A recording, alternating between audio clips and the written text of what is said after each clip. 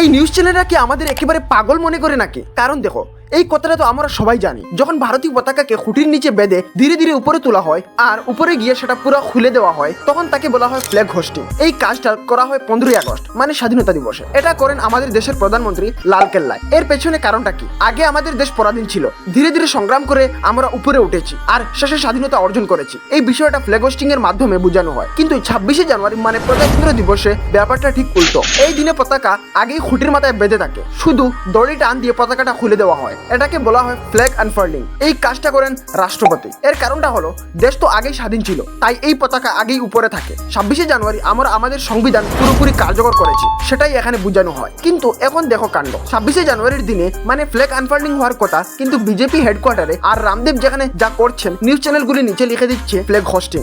মানে এরা নিজেরাই জানে না কোন দিনে কি বলা হয়। এদের কাছ থেকে আর কি আশা করা যায়? এরা তো নাকি গণতন্ত্রের চতুর্থ স্তম্ভ, তাই তো বলা হয়।